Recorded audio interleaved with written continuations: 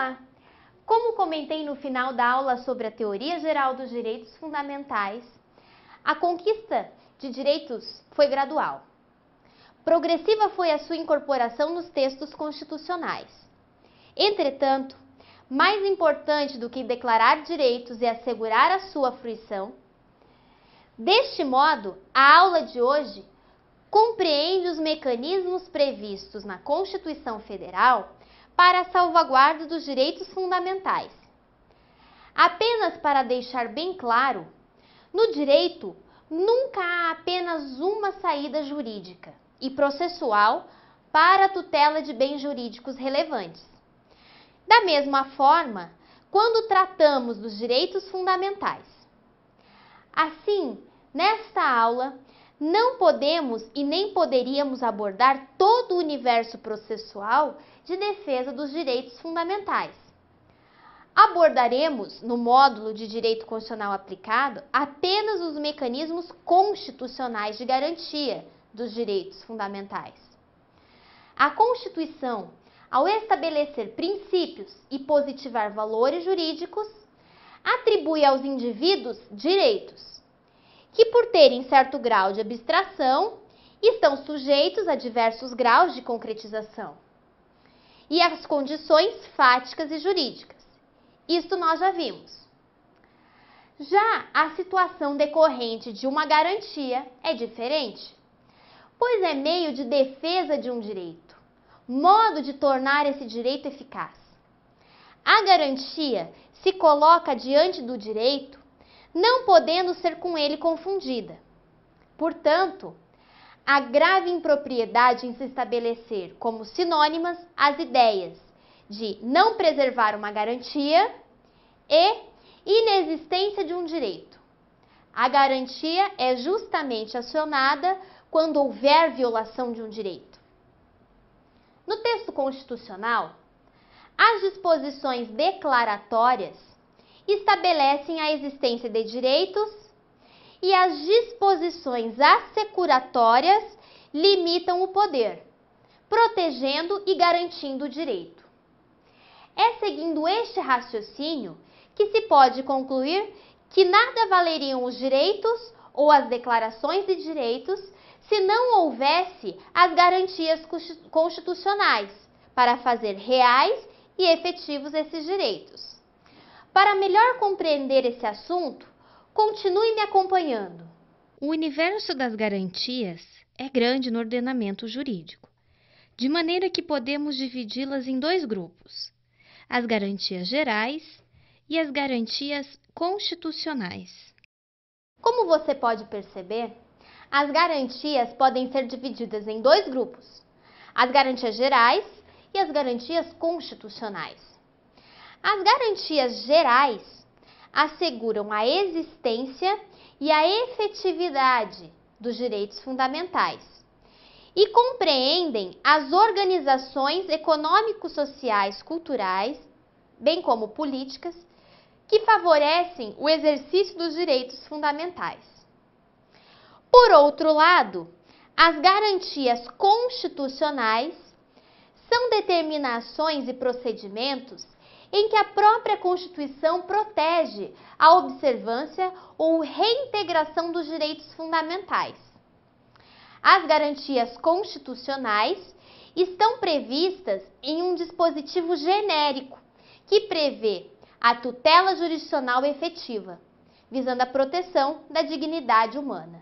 Trata-se do artigo 5º, inciso 35, que propugna: a lei não excluirá da apreciação judicial lesão ou ameaça de lesão a direito, e em dispositivos especiais, por meio dos remédios constitucionais ou ações constitucionais.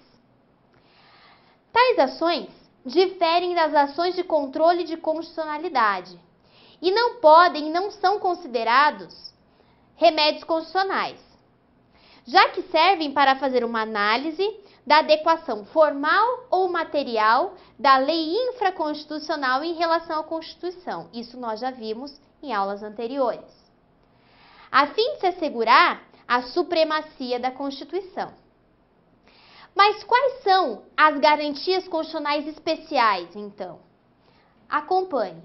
As ações constitucionais são instrumentos de garantia do exercício de direitos fundamentais, forma constitucional legal para assegurar a proteção contra a lesão já provocada ou em via de se concretizar. São tipificadas na Constituição Federal como habeas corpus, habeas data, mandado de segurança individual e coletivo, mandado de injunção e ação popular. Veremos a partir de agora as suas peculiaridades. Vamos lá então. Começamos falando sobre o habeas corpus e o habeas data. O habeas corpus é instituto previsto no artigo 5º, inciso 68. Dispositivo esse que preconiza que conceder-se-á habeas corpus sempre que alguém sofrer ou se achar ameaçado de sofrer violência ou coação em sua liberdade de locomoção, por ilegalidade ou abuso de poder. Do próprio dispositivo constitucional, percebe-se que o remédio pode ser preventivo ou repressivo, de natureza penal, como nos casos previstos no artigo 648 do Código de Processo Penal, ou cível, no caso de prisão de devedor de alimentos. Uma vez que a tutela da liberdade de locomoção de quem a tem ameaçada, o preventivo, ou já sofreu constrição indevida, repressivo.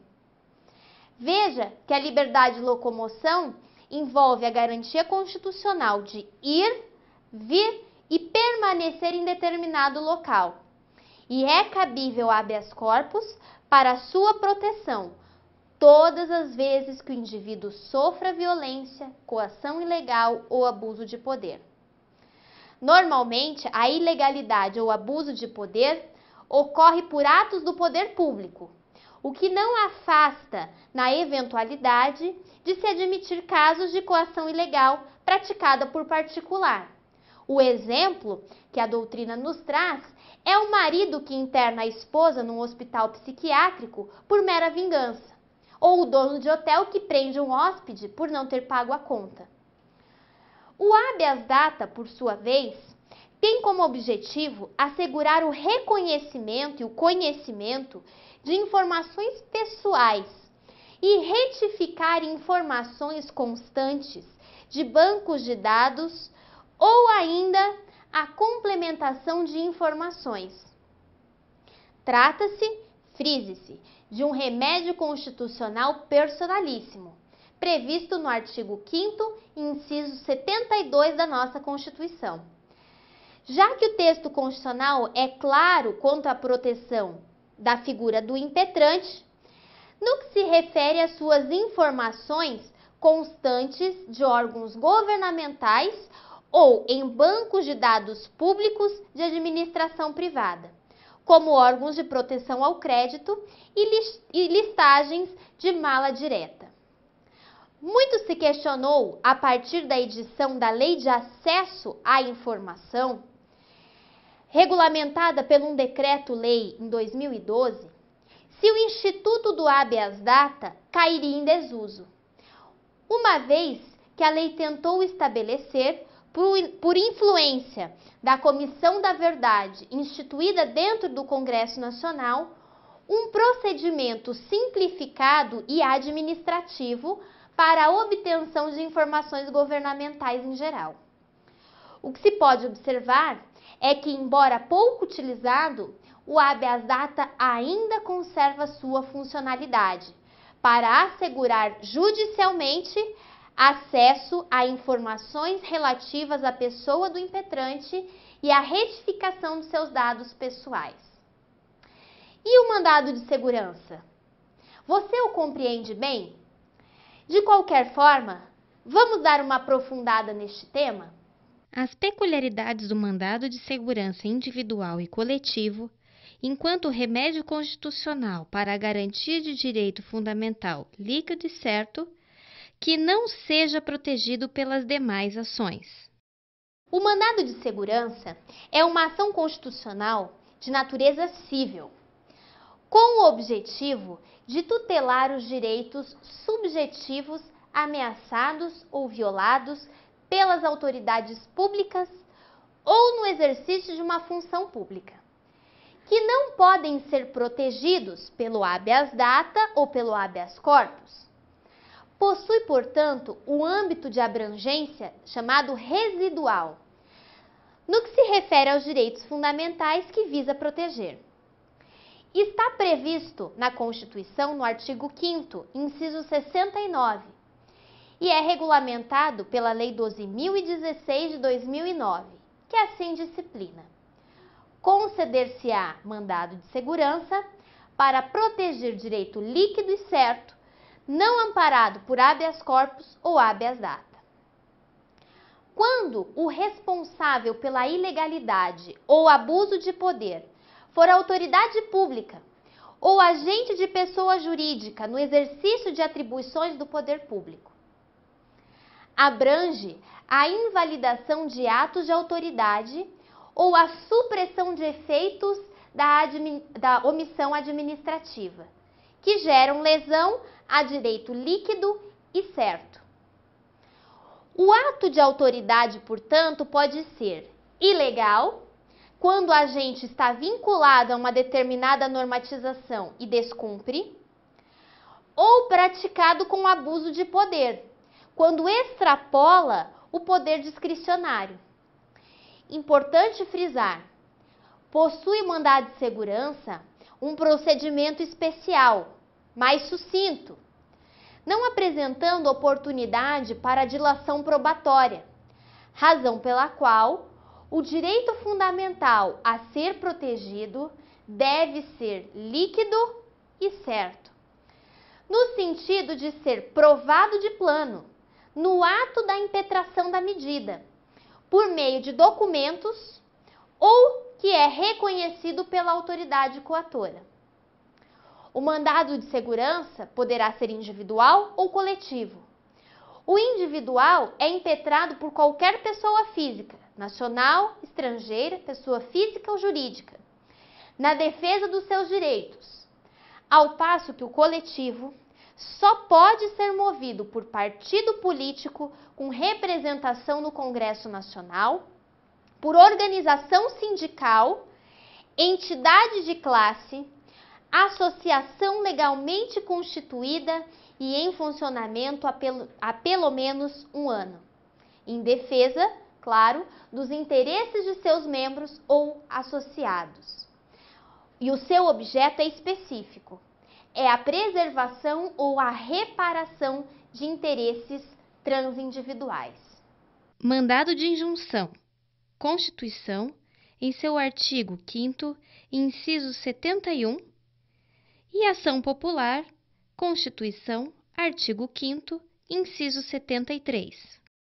O mandado de injunção está previsto na Constituição, em seu artigo 5º, inciso 71, como um remédio para curar a síndrome de inefetividade das normas constitucionais, ou seja, para suprir a falta de concretização das normas constitucionais limitadas, que de imediato não tem o condão de produzir todos os seus efeitos, precisando de uma lei integrativa infraconstitucional.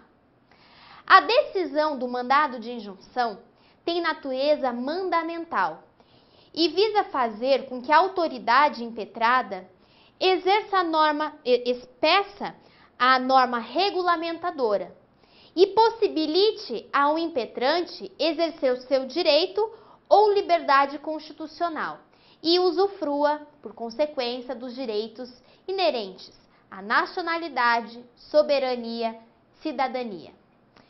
Isso porque o STF, desde 2007, adota a teoria concretista geral acerca do mandado de injunção e justifica essa adoção na aplicabilidade imediata dos direitos fundamentais, uma vez que se declara a omissão legislativa e legisla-se no caso concreto, produzindo esta decisão efeito erga omnes, para todos, até que sobrevenha uma norma integrativa. Por fim, as ações populares. Elas podem ser movidas apenas pelo cidadão ou pelos cidadãos brasileiros. E, para tanto, precisa da comprovação da quitação eleitoral. Ela visa a defesa do patrimônio público, da moralidade administrativa, do meio ambiente e do patrimônio histórico-cultural. Esta regra está consagrada no artigo 5º, inciso 73 da nossa Constituição Federal. Maiores aprofundamentos sobre todos esses mecanismos de salvaguarda, especialmente no que se refere aos ritos procedimentais, devem ser estudados por você, em um módulo próprio. Até mais!